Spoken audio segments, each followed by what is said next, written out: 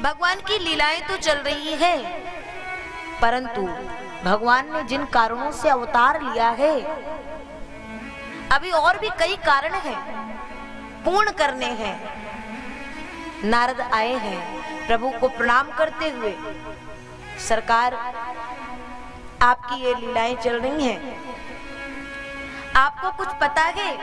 आपके प्रिय पांडवों ने एक नई राजधानी का निर्माण किया है और उनका तो कोई भी कार्य आपके बिना हो ही नहीं सकता है। और उस नई राजधानी जिसका नाम है इंद्रप्रस्थ, संत बताते हैं उसी इंद्रप्रस्थ को आज दिल्ली के नाम से जाना जाता है।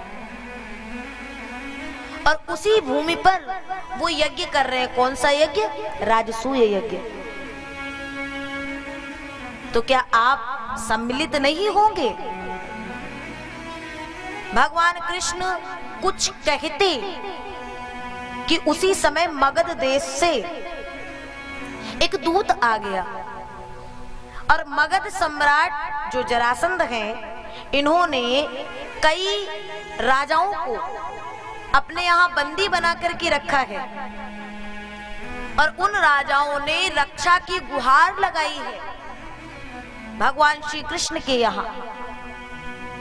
जैसे ही भगवान ने उनकी गुहार को, उनकी प्रार्थना को सुना, नारद को उधर धैर्य बधाया और दूत की प्रार्थना को सुन के वहां से गए हैं धर्मराज युधिष्ठिर के पास। महाराज, इतना बड़ा यज्ञ कर रहे हैं, आपके इस यज्ञ में सब लोग शामिल तो हैं? सबकी सम्मति, सबकी सहमति है? धर्मराज ने कहा, गोविंद वैसे तो सब मेरे साथ में हैं, लेकिन बस एक ही है जो हमसे कुछ उखड़ा उखड़ा रहता है। और देखो, कोई भी कार्य करो, जो अगर आप कोई अनुष्ठान कर रहे हैं, कोई यज्ञ कर रहे हैं, उसमें क्षेत्र के जितने भी लोग हैं, कहीं यदि आपकी किसी से द्वेष भावना भी हो, तो भी उस पल में, उस क्षण में आपको उस जीव के भीतर भगवत स्वरूप देख करके उसे भी अनुनय विनय के साथ आमंत्रित करना चाहिए। क्योंकि क्षेत्र में यदि एक भी कोई रुष्ट हुआ तो वह यज्ञ पूर्णतः पूर्ण होने वाला नहीं है।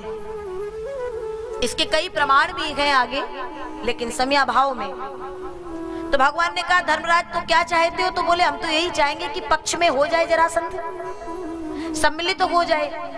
तो भगवान ने कहा, ठीक है, प्रयास करूंगा कि सम्मिलित ही हो जाए। और अगर सम्मिलित नहीं हुआ तो या तो सम्मिलित होगा, या तो पक्ष में होगा, या तो होगा ही नहीं। तो भगवान को ये करने में कितना समय लगता, लेकिन भगवान ने भीम को लिया और दादा भीम और अर्जुन जी को लेकर के पहुंच गए। पंडित जी का रूप बनाए। जरासंध पंडित जी लोगों की खूब सेवा करता है। और जैसे ही पहुंचे, भगवान आए, जरासंध को पता चला, दौड़ करके आया, प्रणाम किया। प्रभु कहां से आ रहे? हिमालय में भजन कर रहे थे। अच्छा, भगवान कृष्ण तो वैसे ही बढ़िया झूठ में तो पीएचडी किए हैं, बीच में विराजे थे, हिमालय में भजन कर रहे थे। अच्छा, तो यहाँ आपके बारे में सुना, आप ब्राह्मणों का, विप्रों का बड़ा सम्मान करते हैं। हाँ महाराज, मैं सच में बहुत सम्मान करता हूँ, क्योंकि आज मैं जहाँ हूँ, जिस स्थिति में हूँ, जैसा हूँ, ये आप जैसे ब्राह्मणों की ही कृपा है। अच्छा, हाँ महाराज, तो बस इसीलिए तो तुम्हारा दर्शन करने आ गए। अरे महाराज, बहुत अच्छा किया, आ गए। अब मैं आपकी क्या सेवा कर सकता हूँ, बताइए। अब हमारे पंडित जी बोले, नहीं नहीं, बस आपके दर्शन की बात थी, दर्शन हो गए, अब चले। नहीं नहीं, मेरे द्वार पर कोई ब्राह्मण आए और यूं ही खाली हाथ चला जाए, ऐसा तो हो ही नहीं सकता। मैं आपकी क्या सेवा कर सकता हूँ, कहिए ना। भगवान ने कहा, भजन करने वाले ब्राह्मण, हमें और किसी वस्तु की कोई आवश्यकता नहीं है, ऐसे तो नहीं जाने देंगे। भगवान ने देखा ये पूरे भाव में आ गया है, तो आओ संकल्प करें कि जो हम मांगेंगे वो आप हमें दे देंगे।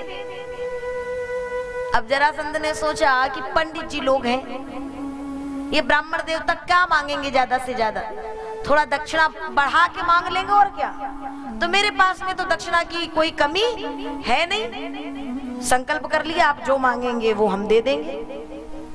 संकल्प हो गया, मांगू? जरासंध कहते हाँ हाँ प्रभु मांगे। युद्धम नो देगी राजेंद्र द्वंद्वसो यदि मन्यसे, यदि देना चाहते हो तो आज आपको यही देना होगा, क्या कि हम तीनों में से किसी एक से युद्ध करना होगा। जरासंध ने सुना, माथा ठनका, ब्राह्मण होकर के, विप्र होकर के युद्ध की बात कर रहे हो, कैसे ब्राह्मण हो? भगवान ने कहा सुनो, अब तुमने संकल्प कर लिया, देना पड़ेगा। जरासंध बोला पंडित जी तुम्हारी आवाज सुनी सुनी लग रही है। अर्जुन बगल में थे, बोले 5 मिनट पहले सुन लेता या समझ लेता तो ऐसे फंसता नहीं। भगवान ने कहा अरे सुनी सुनी, याद करो 17 बार का वो युद्ध। और इतना कह के भगवान अपने मूल रूप में आ गए। जरासंध ने कहा अरे छलिया, कौन सा रूप तुमसे बचा है? ये पंडित जी बचे थे, उन्हें भी नहीं छोड़ा। अब तो मैंने संकल्प कर लिया है। जरासंध मन में विचार कर रहा है, वो दिमाग लगा रहा है, महाराज क्या किया जाए? अगर कृष्ण से युद्ध करता हूँ, जीतने वाला तो किसी स्थिति में नहीं हूँ, और पिछले जीते जिताए पे पानी फिर जाएगा। ये पंडित जी लोगों की कृपा से तो आ गया, अब क्या करूं? अर्जुन पर भगवान कृष्ण की पूर्ण कृपा है, जिसको महाभारत के युद्ध में कोई ना हरा पाया, मैं कैसे हरा दूंगा? बचा कौन? दादा भीम। दादा भीम के लिए जरासंध ने कहा बस यही है। देखो कृष्ण, तुम्हारे जैसे भय खाने वाले से जो युद्ध के मैदान को छोड़ करके भाग जाए, ऐसे से मैं जरासंध युद्ध करने वाला नहीं हूं। अच्छा, अर्जुन भी, अर्जुनो ना भवेद योद्धा, अर्जुन भी मेरे समान कोई योद्धा नहीं है, तो बचा कौन? भीष्मस्तुल्य बलो मम, ये भीम ही मेरे समान बलशाली है, शक्तिशाली है। आइए दादा भीम। आहा, भगवान कृष्ण कहते हैं ए अर्जुन देखो ना, दादा भीम का मुखमंडल कैसे फूल के गुप्पा सा हो रहा है, क्योंकि दादा भीम को लगा देखो कृष्ण को भी पीछे कर दिया, अर्जुन को भी पीछे कर दिया, हम इन दोनों से बढ़ के हैं। और दादा भीम आगे आ गए। ओहो, जो युद्ध प्रारंभ हुआ, अनवरत कई दिन युद्ध चलता रहा। दादा भीम गिरते पड़ते, रक्त उड़ेलते, नस नस ढीली हो गई। लौट के आए, ए कृष्ण, यही कराने के लिए मुझे यहाँ लेके आए थे ना? सब मैं तुम्हारी सारी गणित जानता हूँ। स्वयं पीछे हो गए, अर्जुन को भी पीछे। बोले दादा हम पीछे नहीं हुए, उसने पीछे किया है, आप बहुत बलशाली हैं। अब दादाजी ने कहा ऐसा ही, ये तुम्हारा युद्ध धरा है और हम चले, ये मनुष्य है कि पहाड़? और जो ही दादा भीम चले ना, भगवान कहते अरे दादाजी आप तो बुरा मान गए, और एक तिनके को लिए बीच से चीरते हैं और अलग अलग दिशाओं में फेंक दिए। इस तरह से इशारा दे दिया, आपको इसी तरह से जरासंध का उद्धार करना है। दादा भीम गए और अब की बार के युद्ध में दोनों चरण पकड़े हैं जरासंध के, और बीच से चीरते हुए अलग अलग दिशाओं में फेंक दिए गए। इस तरह से दादा भीम ने उस जरासंध का उद्धार कर दिया है। बोलिए बांके बिहारी लाल की जय। और फिर वहां से आए, रासु यज्ञ में भगवान ने सबको कार्य सौंप दिए।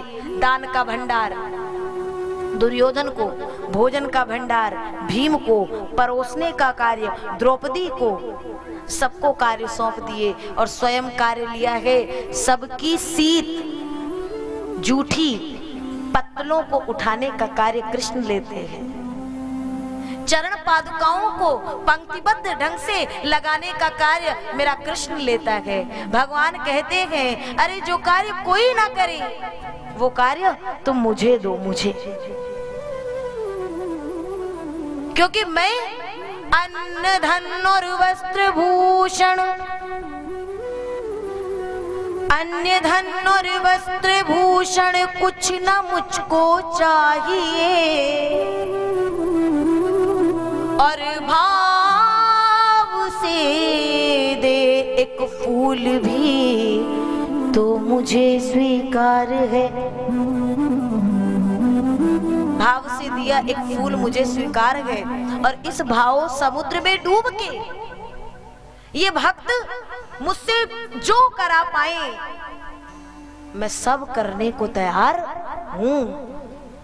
भगवान कभी विचार नहीं करते। मैंने पिछली कथा में भी बताया था कि रामचरितमानस को लिखने वाले गोस्वामी तुलसीदास जी महाराज एक बार काशी में पहुंचे हैं। काशी के किसी विद्वान ने न्योता दिया था, तुलसी को पहुंचने में देर हो गई। भंडारा चल रहा है, सब प्रसादी पा रहे हैं, और पंगत में जहां सबसे आखिरी में हम लोग जाते हैं कहीं कथा में, तो मैं देखती हूँ और मुझे अंदर ही अंदर बड़ी हंसी भी आती है और थोड़ा क्रोध भी आता है। कुछ लोग कथा में आते तो पहले स्थान देखते हैं, कहाँ बैठे हैं, बढ़िया गद्दे वद्दे कहाँ सब फिट हैं, या चार मिलने मिलाने वाले कहाँ बैठे जो बैठ के कथा के साथ साथ थोड़ी पंचायत भी कर लेंगे। मतलब दुनिया भर की चीजें हम भगवान के यहाँ सोचते हैं। मंदिर में जाएं तो भी सोचते हैं कुछ वीआईपी ट्रीटमेंट मिलना चाहिए, अलग से दर्शन होने चाहिए, एक नजर बिहारी जी देख ले, उतना ही काफी नहीं है क्या? गोस्वामी तुलसीदास जी उस पंगत के अंतिम पंक्ति में बैठे, परोसने वाला आया और प्रसादी परोसते परोसते जैसे ही तुलसी के पास पहुंचा, तुलसी के समक्ष कोई पत्तल नहीं थी। बाबा प्रसाद किसमें दूं? एक संत की पादुका, एक संत की जूती पास पड़ी हुई थी। तुलसी ने उसी जूती को उठाया, इसमें दे दो ना। परोसने वाले के हाथ कांप गए। महाराज इसमें, हाँ हाँ, इससे सुंदर पात्र और क्या हो सकता है? जिन संतों की, जिन विप्रों की चरण रज को मेरा राघव माथे से लगाता है, मेरा परमात्मा माथे से लगाता है, उसके ही चरण में जो रहे, उन पादुका से अच्छा पात्र कौन सा हो सकता है?